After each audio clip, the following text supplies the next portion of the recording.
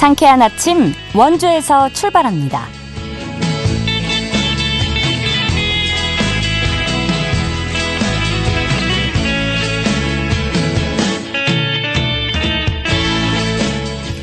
여러분 안녕하십니까? 11월 11일 월요일 KBS 원주방송국에서 보내드리는 상쾌한 아침 원주에서 출발합니다. 저는 진행의 이은주입니다.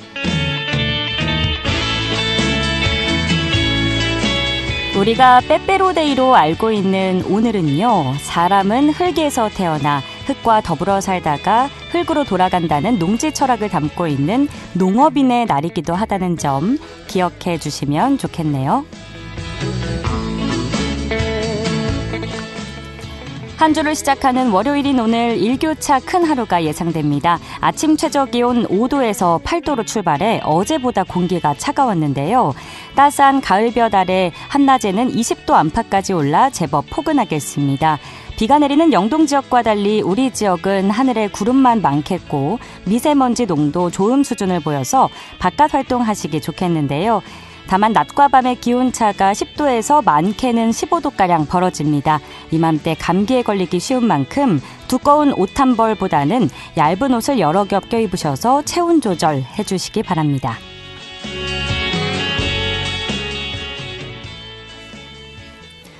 오늘 준비한 소식입니다. 태풍과 폭우로 원주천이 범람에 발생하는 피해를 예방하기 위한 원주천댐이 준공됐습니다. 원주천댐의 도입 배경과 역할에 대해서 관련 이야기 나눠보고요. 평창 고랭지 김장축제가 오는 17일까지 평창군 진부면 평창 송어축제장에서 열립니다. 자세한 내용 리포터 현장에서 만나봅니다. 지난 10월 원주 연탄은행이 운영에 들어갔는데요. 특히 올해는 기후위기 대응 취약계층 복지 전담기구 역할을 한층 더 강화했습니다. 이 소식 끝으로 전해드리죠. 11월 11일 월요일 상쾌한 아침 원주에서 출발합니다.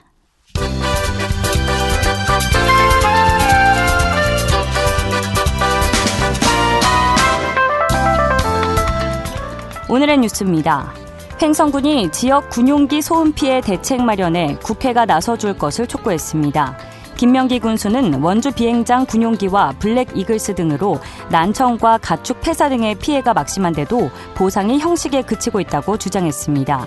이에 따라 김 군수는 법 개정을 통해 상시 근로자와 학생 등까지 보상 대상을 확대하고 소음 기준을 완화시켜달라고 건의했습니다.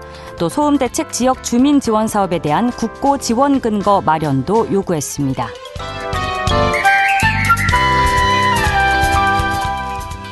프로농구 원주 DB가 길었던 7연패의 사슬을 끊으면서 공동 9위로 올라섰습니다.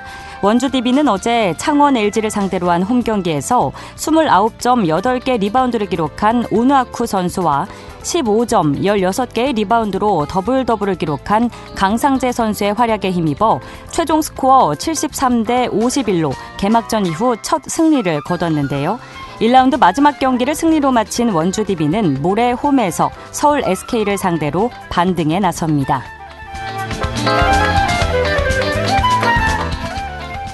강원도교육청이 최근 3년 동안 학교폭력 피해 학생 220여 명의 심리치료비를 지원했습니다. 연도별로는 2022년 60명, 지난해 70명, 올해 90여 명으로 이 기간 지원한 치료비 지원금은 2억 원입니다.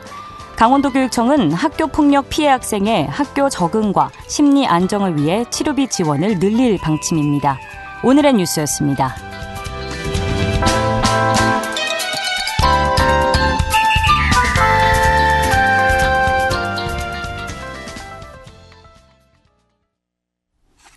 상쾌한 아침 원주에서 출발합니다. 함께하고 계십니다. 태풍과 폭우로 원주천이 범람에 발생하는 피해를 예방하기 위해 원주천댐이 착공 5년 만에 준공됐는데요. 원주 학성동에 조성되는 저류지와 함께 홍수에 대비하는 역할을 하게 될 원주천댐과 관련해서 원주시청 생태하청과 하천시설팀의 김경태 팀장과 이야기 나눠보겠습니다. 팀장님, 안녕하십니까? 네, 안녕하세요. 네, 반갑습니다. 우선 원주천댐을 건설하게 된 배경부터 말씀해 주실까요? 네, 원주시 생태하청과 하천시설팀장 김경태입니다. 원주천댐을 건설하게 된 배경은 근래 들어 급변하는 기후변화로 잦은 집중호우로 인하여 시민분들의 인명 및 재산 피해가 발생한 원주천 유역의 홍수에 대비하는 데 목적이 있습니다. 네. 도심지를 가로지르는 그 원주천 특성상 이 하천폭을 넓히기에는 많은 어려움이 있었습니다.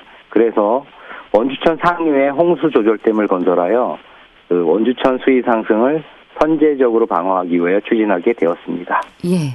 지난 2019년 공사를 시작한 지 5년 만에 원주천댐 건설 공사가 마무리됐는데요.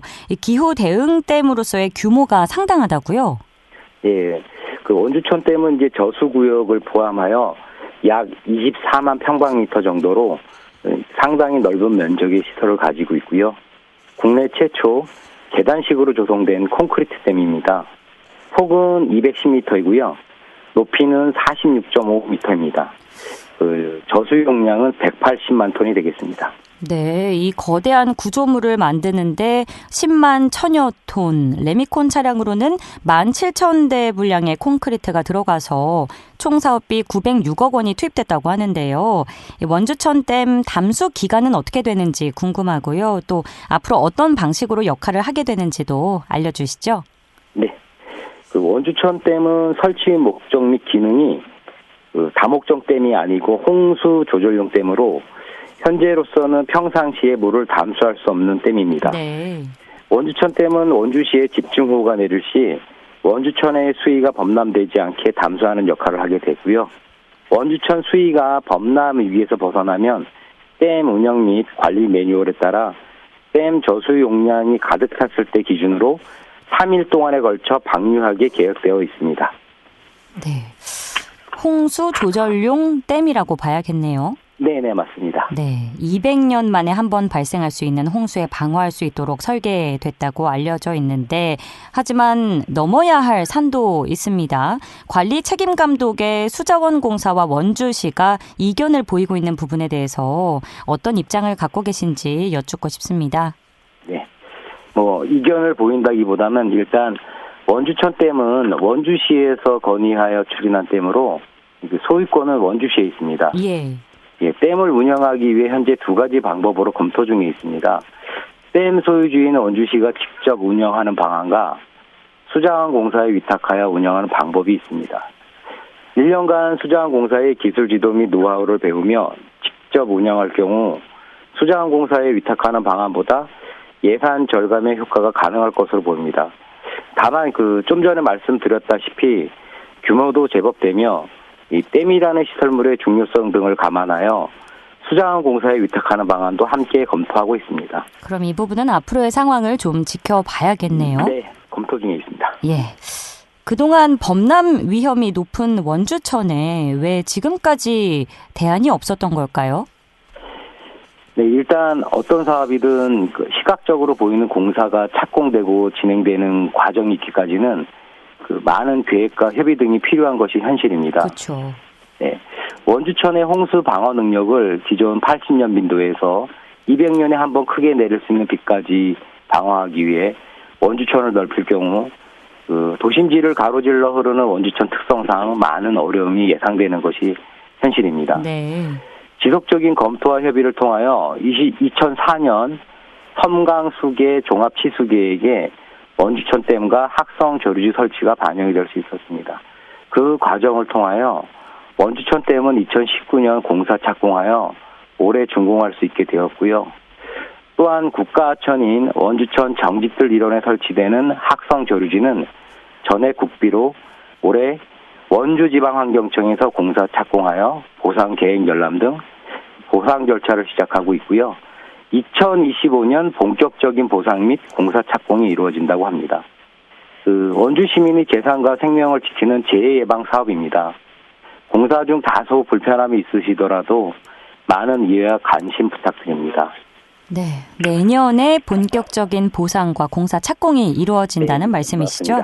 네. 예, 이 원주천댐은 지자체 주도로 추진된 국내 첫 지역 건의형 댐이어서 의미를 더하고 있는데요. 하지만 원주천댐과 저류지를 건설하는 과정에서 추가로 폭을 넓혀야 하는 등의 문제 제기도 있었죠. 과정이 순탄치만은 않았다고요? 네. 원주천댐을 건설하면서 이제 사업 초기 소음, 먼지 등 지역 주민들께서 불편함을 느끼셨던 사항도 있고요. 특히 댐 건설에 따른 수몰로 이주해야 하는 18가구 이주민들께서 고향을 떠나게 된 아픔이 있었습니다. 하지만 주민분들의 배려와 사업을 수행한 한국수자원공사와 적극 협조하여 잘 마무리할 수 있었습니다. 네, 앞서 말씀해 주신 홍수 조절을 위한 댐으로서의 역할에다가 또 시민들의 휴식 공간 확충에도 초점을 맞춘 사업이 최근 속도를 내고 있다고 하는데 구체적으로 어떤 공간이 마련될 예정인지도 알려주실까요? 예, 원주천댐 댐체를 기준으로 상하류에 공원을 조성하였는데요. 상류 공원은 약 10,000평방미터, 하류 공원은 약 40,000평방미터 규모로 어린이 놀이터, 풋살장, 야외 무대, 전망 공간, 애견 놀이터 등으로 구성하였고요. 이용객들의 주차 공간도 총 103면 구성하였습니다. 아이들과 함께 나들이 하시기에 좋은 공간이 되리라 생각합니다.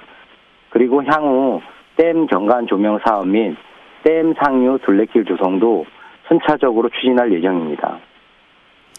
기후 대응댐인 원주천댐을 향한 시민들의 시선이 모아지고 있는데 앞으로 원주천댐 건설로 기대되는 효과는 어느 정도로 예상하시는지 말씀해 주시죠. 네. 원주천댐은 기존 이제 홍수빈도 80년에서 200년으로 원주천 홍수 방어 능력을 강화하고자 추진한 사업입니다. 그래서 원주 도심의 수해 피해를 저감할 수 있는 홍수 조절형 댐이 되겠습니다. 지속적으로 급변하는 기후변화에 대응하여 시의적절하게 완공되어 한층 안전한 도시 원주가 되었다고 생각합니다. 또한 원주천댐 상하류 공원도 우리 시에서 이제 역전 사업으로 추진 중인 원주천 르네상스 사업과 흥량천 친수공간과 연계하여 도심 속 하천의 친수공간 연계벨트 조성을 추진 중에 있습니다. 그렇게 된다면 이 하천 재해 예방 시설을 넘어 시민분들께 사랑받고 지역 경제에는 도움이 되는 시설이 될 것으로 기대하고 있습니다. 예, 재해 예방부터 휴식 공간까지 다재다능한 댐 역할을 잘 해주길 기대해보면서 오늘 말씀은 여기까지 듣겠습니다. 고맙습니다. 네, 감사합니다. 지금까지 원주시청 생태하천과 하천시설팀의 김경태 팀장과 함께했습니다.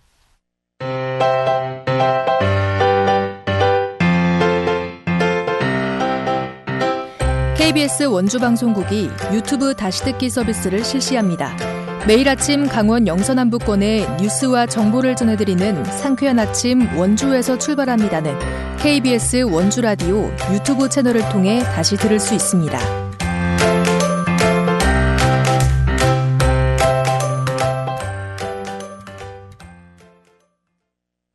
함께하고 계신 지금 시각 8시 44분 지나고 있습니다. 평창 고랭지 배추와 신선한 국내산 재료로 직접 김치를 담그는 평창 고랭지 김장축제가 지난 8일에 개막했는데요.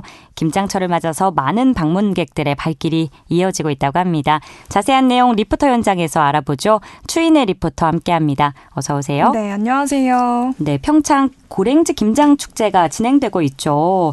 평창 배추를 알리기 위해 마련된 축제인데 축제 소개 먼저 해주실까요? 네, 제7회 평창 고랭지 김장축제가 개막했습니다. 평창 고랭지 김장축제는 평창 배추의 뛰어난 맛과 품질을 알리기 위해서 2016년부터 열리고 있는데요. 네. 현장에서는 달고 시원한 맛이 일품인 평창 배추와 또 농산물로 직접 김치를 담글 수 있어서 매년 방문객이 증가하고 있는 김장체험 축제입니다. 매년 그 규모가 커져서 올해는 첫날만 예상 인원의 3배가 넘는 방문객들이 현장을 찾았는데요. 첫날 이른 아침부터 고랭지 김장축제장은 내내 북적북적 인산인해를 이뤘습니다. 이 축제장에서는 평창 농가와 계약 재배를 통해 직거래로 비교적 저렴하게 배추를 이용할 수 있는데요. 올해 배추값이 비싼 만큼 이번 축제에 방문객이 많이 몰릴 것으로 예상돼서 이번 축제에는 물량을 특히 신경 써 준비했다고 합니다. 평창 고랭지 김장축제위원회 윤승일 본부장에게 올해 행사만의 특징에 대해 들어보겠습니다. 배추값이 올해 비싸서 많이 오실 거 예상해서 작년보다 40톤 정도 절임 배추를 더 준비했어요. 근데 금, 토, 일 휴일에는 지금 예약 손님들이 너무 많아서 현장 발매가 일단 중단될 수 있고요. 그럴 정도로 지금 붐비고 있습니다. 일단 이 고랭지 배추는 일교차가 크기 때문에 배추가 고소하고 또 육질이 단단해서 쉽게 물러지지 않아요. 그러니까 봄까지 맛있게 드실 수 있거든요. 이게 입소문이 나면서 자꾸만 늘고 있습니다. 김장축제 목적이 평창 배추 우수성을 알리고 평창 농산물을 홍보하는 데 목적이 있기 때문에요. 아마 어디랑 비교해도 가격이 쌀 겁니다. 민간이 주최하는 아마 거의 유일한 축제일 겁니다. 이 진부 지역 주민들이 축제위원회를 구성해서 축제를 직접 진행하고 있고요. 또 자원봉사 시스템으로 되어 있고요. 또 이제 얻어지는 수입은 지역의 장학금, 그다음에 지역의 불이웃 돕기, 후원금 뭐 이런 식으로 사용하고 있습니다. 평창 많이 사랑해 주시고요. 평창 농산물 많이 이용해 주십시오. 네, 저도 정말 가보고 싶었는데 아쉽게도 못 다녀왔거든요. 네. 직접 현장에 가보셨잖아요. 어떠셨나요? 생각보다 이른 아침인데 타지에서 오신 분들이 정말 많았거든요. 네. 어떻게 오시게 됐냐고 물어봤더니 다들 평창 배추가 달고 맛있다고 이 평창 배추의 맛을 이야기하시더라고요. 네. 그래서 이 평창 배추가 전국적으로 그 맛이 좀 유명하다는 거를 실감할 수 있었습니다. 괜히 뿌듯해지는데요. 강원도민으로서. 맞습니다. 네, 그럼 현장 구성은 어떻게 됐는지와 또 방문객들에게 큰 호응을 얻은 부분은 어떤 부분이었는지도 전해주실까요? 네, 현장에는 김장을 진행하는 작업대와 간식을 먹을 수 있는 음식 코너 그리고 공연 코너로 구성이 됐는데요. 작업 공간에는 절임 배추부터 위생용품까지 김장에 필요한 모든 것이 갖춰져 있었습니다.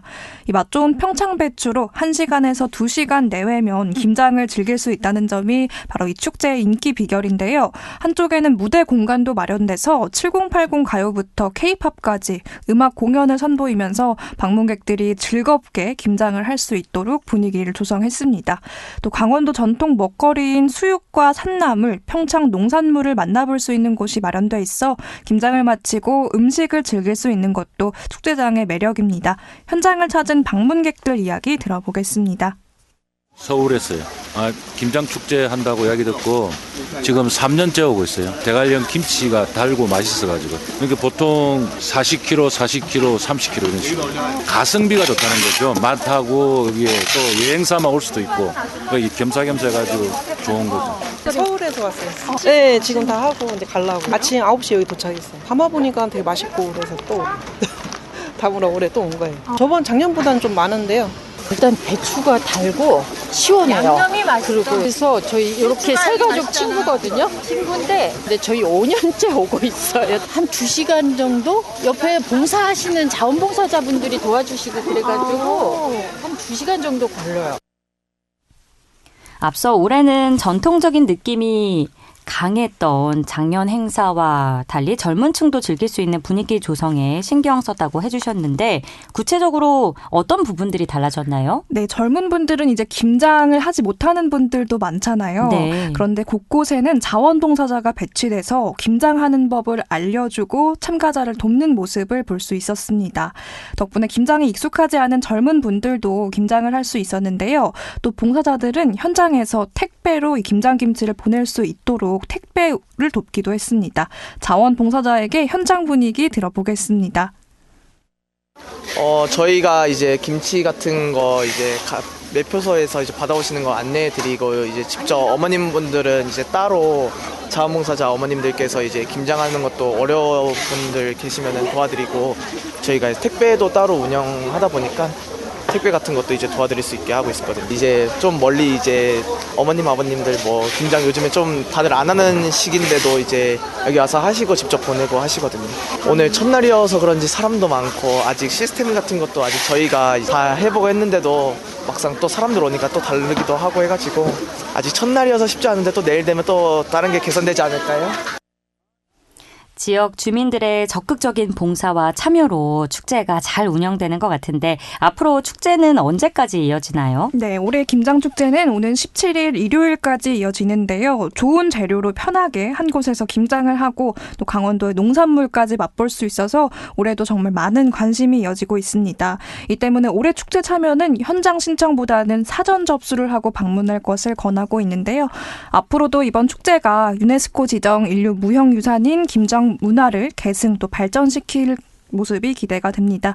축제를 통해서 평창 고랭지 배추와 강원도 농산물 또 김장 문화에 대한 관심과 사랑 계속 이어지길 바라겠습니다. 네, 마침 오늘이 농업인의 날인데 평창의 고랭지 배추와 강원도의 농산물을 만나볼 수 있는 평창 고랭지 김치 축제의 소식 함께 알아봤습니다. 매년 찾는 분들이 많아지고 있다고 하는데 내년 축제는 어떨지 벌써부터 기대가 되네요. 오늘도 알찬 소식 고맙습니다. 네, 감사합니다.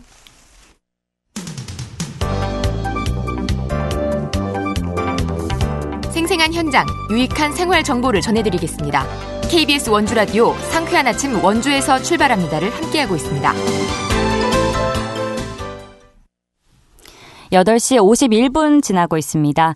원주 연탄은행이 겨울을 앞두고 운영에 들어갔는데요. 특히 올해는 기후위기 대응 취약계층 복지 전담기구 역할을 한층 더 강화했다고 합니다. 밥상공동체 종합사회복지관 연탄은행 허기봇 관장과 자세한 이야기 나눠보죠. 관장님, 안녕하세요. 네, 안녕하셨습니까? 네, 수고가 많으십니다. 감사합니다. 네, 지난 10월 15일이었죠. 2024 연탄은행 재개식이 진행됐는데요. 연탄은행이 지역에 존재해야 하는 필요성과 역할에 대해서 먼저 말씀해 주실까요? 일단은 참고적으로 이제 2002년도 연탄은행 시작이 됐거든요. 네. 네, 그것이 바로 이제 원주에서 시작이 됐기 때문에 연탄은행의 그 설립된 최초의 그 지역이라고 볼 수 있겠고요. 예. 그 다음에 이제 갈수록 이제 빈곤 그 격차가 심해지고 또 노령화되지 않습니까? 그렇죠. 네, 그리고 기후 환경 변화로 인해서 이제 에너지 취약계층이 이제 발생을 하다 보니까 특별히 이분들의 그 월 소득이 24년 경우 1인 최저 생계비가 133만 원 정도인데 이분들의 그 월 소득이 그 35만 원 미만이신 거예요. 그러다 보니까 이제 난방비가 매우 부족하기 때문에 이분들을 위해서는 연탄은행이 우리 지역과 또 전국적으로 존재를 해야 될 그런 필요성이 있다고 봅니다. 네, 전국 연탄은행의 시작이 원주였다는 점을 저도 이번 기회에 알아가는데요. 최근 5년 동안 원주 연탄은행이 이뤄낸 성과에 대해서도 알려주실까요? 먼저 우리 원주 시내의 그 취약계층이라든지 그 에너지 저소득층, 우리 사각지대를 포함해서 심층 조사를 해가지고요. 예, 그동안 1000가구 정도 대비를 구축을 좀 한 상태고요. 그 다음에 조사에 따라서 좀 맞춤 서비스를 좀 지원을 해서 연탄뿐만 아니라 난방료, 도시가스, 그래서 통합적인 에너지를 지원을 하게 됐고요. 또 이런 연탄은행을 통해서 노인 돌봄 사업이라든지 사례 관리가 좀 적극적으로 좀 개진이 되어서 사각지대가 없는 우리 원주 지역 사회가 되도록 우리 연탄은행이 나름대로 기여를 했다고 봅니다. 네, 현 시점에서 우리 원주 지역에 연탄이 필요한 가정은 어느 정도 되는지 궁금하고요. 올해 목표로 하는 연탄 양에 대해서도 여쭙고 싶습니다. 일단은 우리 원주시 17개 읍면동에 그 1000가구 정도가 연탄을 겨울나고 있고요. 네. 예, 그 다음에 이 가정이 한겨울 나려면 보통 1050장 정도 연탄이 필요를 한데, 이분들에게는 아무래도 그 따뜻한 겨울을 만들어가기 위해서는 그동안 저희가 전국적으로는 300만 장 목표를 하고 있고요. 우리 원주에는 30만 장에서 한 50만 장 최고 목표를 잡고 있습니다. 네, 연탄 5장이면 따뜻한 하루를 보낼 수 있다고 하는데 여전히 차로 연탄 배달이 쉽지 않은 취약계층들이 많다고요? 그렇습니다. 연탄 사용 가구를 살펴보면 연탄을 사용하는 어르신들 가정 보면 고지대 달동네라든지 또 차가 들어가기 어려운 그런 골목이라든지 또 농어촌 지역에 살고 계시기 때문에 일일이 배달하지 않으면 안 되거든요. 그래서 저를 비롯해서 봉사자의 손길이 매우 필요합니다. 예. 이번 연탄은행 재개식에 맞춰서 밥상 공동체 복지관은 기후위기 전담기관을 선포했는데요. 이게 어떤 의미를 담고 있을까요? 예, 먼저 23년도에 저희가 연탄 가구 조사를 해보니까요. 네. 연탄 사용하는 분들이 이제 방금 말씀드렸듯이 이제 고령층에다 노인성 질환으로 매우 어려움을 겪고 있는 상태고, 그러다 보면 여름에는 이 폭염에 노출돼 있고요. 그쵸. 겨울에는 아주 추위와 폭설에 노출돼 있어서 에너지 취약계층이 기후 위기 취약계층으로 이동하는 그런 모습들을 좀 발견을 해서 이분들을 위해서는 좀 통합적으로 지원이 좀 필요하겠다. 그래서 후원 기간을 조금 더 확대하고 또 기후위기 전담 기관으로서 역할을 하기 위해서 방금 말씀드린 대로 연탄을 비롯해서 도시가스 체납당 가정들도 굉장히 많거든요. 그렇죠. 그래서 도시가스 체납 가정 지원하는 거라든지 또 난방유로 겨울을 나는데 기름값이 너무 비싸서 또 더 춥게 지내는 가정들도 또 너무 많기 때문에 난방유를 지원을 해서 에너지 취약계층이 연탄, 도시가스, 난방유까지 지원하기 위해서 기후위기 전담 기관으로 만들어서 지금 이제 연탄은행이 원주에서 처음 시작됐듯이 기후위기 전담 기관으로서 아마 전국으로 좀 확대가 될 것 같습니다. 네. 앞으로 어려운 이웃을 위해서 계획하고 계신 부분 있다면 청해 듣겠습니다. 이제 추위도 성큼 다가왔거든요. 그래서 금년에도 어느 때보다 더 춥다는 예보가 있고 또 금년 연탄 나눔 목표가 원주 지역은 30만 장에서 많게는 50만 장인데 아직까지 3만 장도 채 나누지 못했거든요. 근데 900원만 있어도 연탄 한 장을 지원할 수 있기 때문에 900원의 사랑에 많은 분들이 좀 동참해 주시면 감사하겠고요. 또 함께 봉사나 후원하실 분들이 계시면 766국에 4933번으로 전화를 주시면 봉사와 후원을 잘 안내를 해드리도록 하겠습니다. 예, 코로나 시기를 거쳐오면서 경기 침체 등으로 연탄 나눔이 매년 줄고 있는 추세라고 하는데 이럴 때 무엇보다 필요한 건 우리 이웃들의 관심이 아닐까 싶고요. 앞으로도 많은 이들의 따뜻한 겨울을 위해서 애써주시길 부탁드리겠습니다. 오늘 말씀 감사합니다. 네, 감사합니다. 지금까지 밥상공동체 종합복지관 연탄은행 허기복 관장이었습니다. 11월 11일 월요일에 전해드린 순서 여기까지입니다. KBS 원주방송국은 표준 FM 97.1MHz로 청취자와 함께하고 있고요. 라디오 다시 듣기 서비스는 유튜브 채널을 통해 이용 가능합니다. 저는 내일 아침 8시 30분에 다시 찾아뵙죠. 지금까지 구성 정유리, 기술 김성대, 진행의 이은주였습니다. 여러분 좋은 하루 보내세요.